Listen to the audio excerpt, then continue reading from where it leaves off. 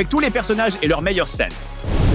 On commence par Rumi. Sa tenue principale comprend des bottes à plateforme avec des bandes rouges, un short et cette incroyable veste en cuir jaune. Alors recréons-la en version mini-doll en commençant par sa veste. J'ai trouvé cette veste jaune, mais elle n'est pas très fidèle. Donc je vais la repeindre pour qu'elle ressemble davantage à celle de Rumi. Voilà, maintenant c'est beaucoup mieux. Pour le short, je mélange du blanc et du bleu pour obtenir la couleur du short de Rumi. Ensuite, je peux le peindre et voilà, bien mieux. Et ça va super bien avec la veste. Pour fabriquer ces bottes, je vais utiliser le noir le plus sombre au monde et simplement tremper ses pieds dedans. Et pour la touche finale, des bandes rouges sur le short et sur les bottes.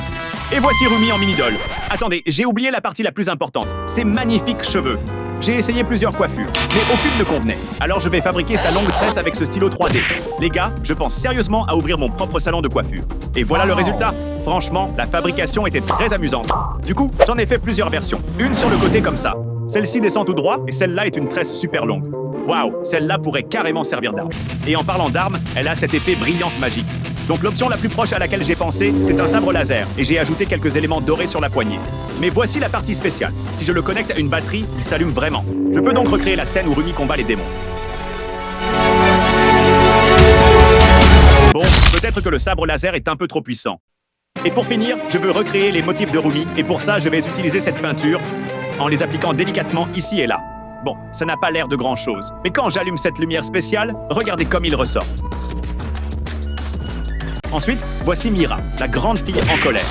Dans cette boîte, j'ai trouvé une superbe jupe jaune, et j'ai aussi un torse avec un haut scintillant. Mais je n'aime pas la partie des jambes. Comme c'est la plus grande du groupe, je dois les rallonger. Alors j'ai pris presque terminé. Et maintenant, son arme. Elle a une lame avec un long manche. Pour la fabriquer, j'ai utilisé des tenons dorés et une tige. Et pour la lame, j'ai acheté ce katana transparent et brillant de la collection Ninjago. Et voilà, Mira et sa superbe arme sont entièrement terminées. Maintenant, je veux recréer une scène où Mira est sur un tapis rouge, vêtue d'un sac de couchage. J'ai donc construit la scène du tapis rouge, rempli de paparazzi. Et pour créer la robe-sac iconique de Mira, je vais l'envelopper dans cette pâte noire. Et voici le résultat final. Bon, je ne vais pas mentir, ça ressemble vraiment à une doudoune super chère, mais ils adorent. Maintenant, recréons Zoé. Pour commencer, j'ai besoin d'une mini-doll plus petite. Malheureusement, je n'en ai pas, donc je vais devoir raccourcir ses jambes moi-même. Dans le film, elle porte un pantalon trop cool et une chemise bleue. Donc je vais simplement cliquer dessus, copier et coller ça sur la mini-doll. Oh waouh, ça a vraiment marché. Maintenant, pour recréer sa coiffure, je vais utiliser de la colle chaude. D'abord, la couche du dessus. Ensuite, j'ajoute 2 petits chignons sur les côtés et cette jolie frange devant. En vrai, c'est très fidèle. Elle est superbe. Maintenant, l'arme. Dans le film, elle a des couteaux de lancer. Je ne suis pas sûr qu'il existe des couteaux Lego, mais j'ai une idée. Voilà, je prends les griffes de Wolverine et je les donne à Zoé. Ça donne un peu l'impression qu'elle tient 3 couteaux dans chaque main. Dans le film, les filles font aussi plein d'expressions cartoon, très exagérées et drôles. Alors je me suis lancé le défi de les recréer dans la vraie vie. Pour ça, j'ai imprimé plein de bouches différentes. Voyons si ça fonctionne. Ah, mince, je crois qu'elle avait très faim. Maintenant, je veux recréer la scène de l'avion où les filles mangent leurs snacks de façon très agressive. D'abord, je construis un avion avec des briques roses sur les côtés. Ensuite, j'ajoute des réacteurs à l'arrière et des tuiles en forme de cœur sur les portes. Et l'avion est terminé. Pour le rendre plus fidèle, j'ai imprimé le nom Huntrix et des autocollants du logo, puis je les ai collés sur l'avion. L'extérieur est fait. Construisons maintenant l'intérieur. À l'avant, j'ai ajouté une table avec une bouilloire et une plante. Et à l'arrière, j'ai fabriqué un canapé et évidemment la table des snacks. Et j'ai même créé des autocollants personnalisés représentant différentes saveurs de nouilles instantanées pour Rumi, Mira et Zoé. Mais où est la partie ramen? Alors je suis allé à mon bar à snack et heureusement, j'avais un cup noodle. J'en ai donc pris un, j'ai ajouté de l'eau chaude et après quelques minutes, c'est prêt. Oh, ça sent vraiment bon. Maintenant, on peut le servir. Voilà, maintenant tout est vraiment prêt. On peut enfin recréer la scène où l'équipage de l'avion révèle qu'il s'agit de démons et où les filles les détruisent complètement en chantant une chanson super entraînante. Bon, pour ça, je dois construire quelques démons rapidement. Celui-ci est le copilote, celui-là, le pilote, et celle-ci était la dame qui versait le café dans la tasse. La bataille peut commencer.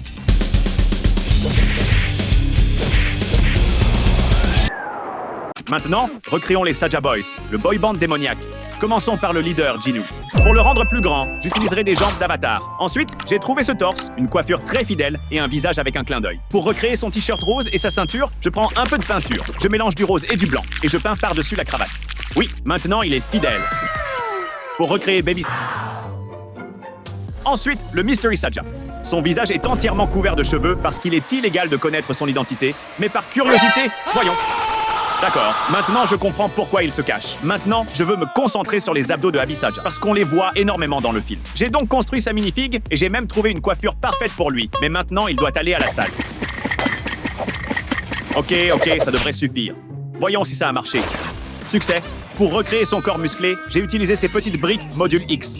Franchement, il ressemble littéralement à une brique maintenant. Et enfin, Romance Saja, le gars aux cheveux roses. Voici les jambes, le joli torse jaune et... Attendez, je crois que j'ai accidentellement fabriqué Homeless Saja. Bon, j'ai trouvé une coiffure rose. Et puisqu'il est Romance Saja, il a plein de cœurs partout. Donc je vais en peindre sur son jean et son t-shirt. Voici donc tous les Saja Boys. Et maintenant, je veux recréer la scène où les Huntrix et les Saja Boys se rencontrent pour la première fois. Tout est prêt. Donc...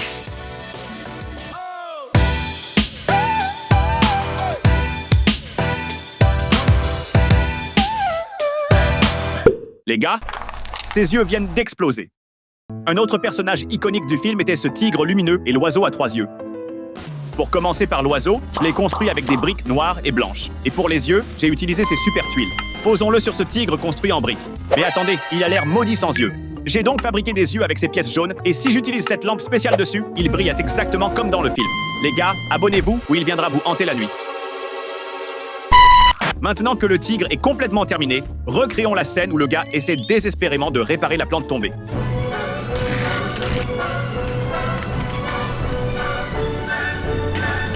Allez, presque, encore un peu. Et finalement, tout l'objectif de ce tigre était de délivrer un message à Romy, message qui était collé sur sa langue. J'ai donc rapidement construit une langue pour le tigre, avec un espace pour attacher une lettre, et voici le tigre maudit et complètement loufoque. Ne regardez juste pas ses yeux trop longtemps. La prochaine scène que je veux recréer est la scène iconique du Soda Pop, où Huntrix rencontre les Saja Boys en ville. D'abord, je dois construire un parc et quelques bâtiments avec le logo des Saja Boys imprimé dessus. Et bien sûr, il y a beaucoup de fans autour d'eux. J'ai donc ajouté plein de minifigs attendant une grande révélation. Et voici tous les boys que j'ai déjà construits. Mais il manque encore quelque chose, la scène du film. Pour la construire, j'ai utilisé une vraie canette de soda que j'ai soigneusement coupée en deux. Parfait. Puis j'ai ajouté une plaque au-dessus pour que les Saja Boys puissent se tenir dessus. Tout est prêt. Et maintenant, recréons le clip musical.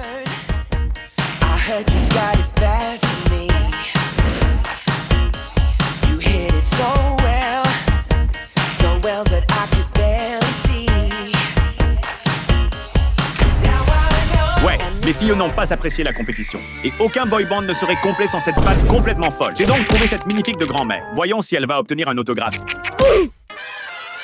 Pour la prochaine recréation, j'ai acheté et prête. Recréons la scène.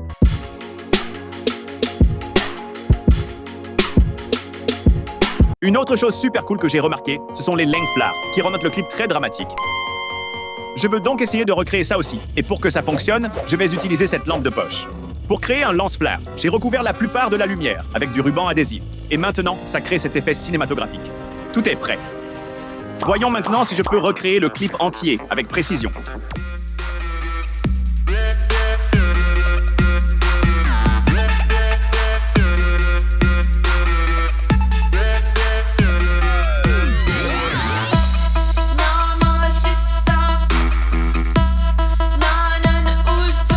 Je pense que j'ai vraiment assuré sur celui-ci. Abonnez-vous, sinon cette chanson restera coincée dans votre tête pour toujours. Maintenant, il est temps de recréer le combat final dans lequel Rumi, Mira et Zoe affrontent le groupe démoniaque et le démon flamme. D'abord, j'ai construit une scène remplie de fans possédés. Pour fabriquer le démon de flamme, j'ai utilisé des briques transparentes, roses et bleues, avec plein de pièces de flamme sur le dessus. Et si j'éclaire l'intérieur, on dirait qu'il brûle vraiment. Plaçons-le maintenant sur la scène pour voir le résultat. Ouais, je pense que c'est assez fidèle. On dirait un peu qu'un groupe de métal va jouer ici. Dans cette scène finale, le groupe démoniaque portait aussi de longues robes sombres et des chapeaux stylés. Pour les recréer, j'ai utilisé des torses noirs avec des capes posées sur ces pièces de jambes inquiétantes et ces super chapeaux de sorcières. Je trouve qu'ils rendent vraiment bien. Tout est prêt. Recréons maintenant la scène où les filles vainquent les démons.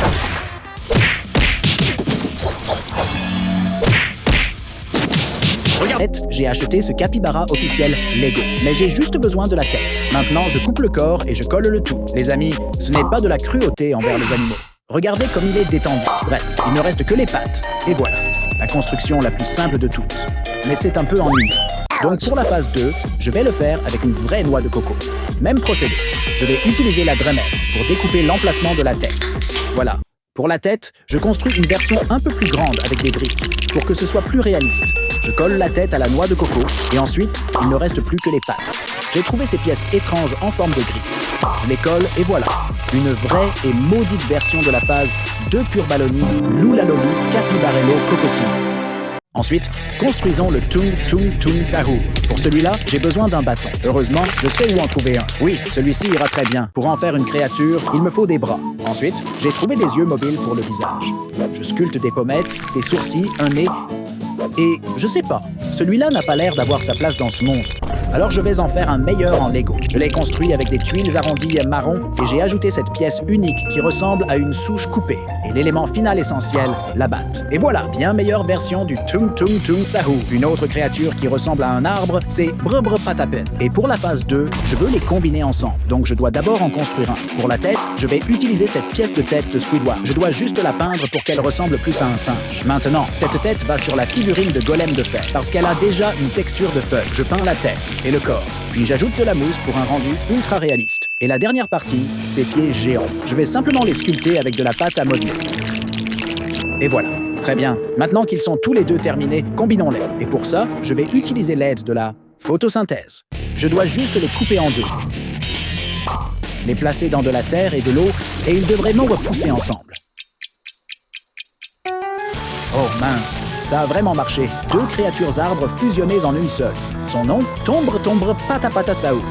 Ensuite vient Tralalero Tralala, un requin qui marche sur la terre avec une paire et demie de baskets. Pour le construire, il me faut littéralement un requin. Et heureusement, Lego en propose plusieurs.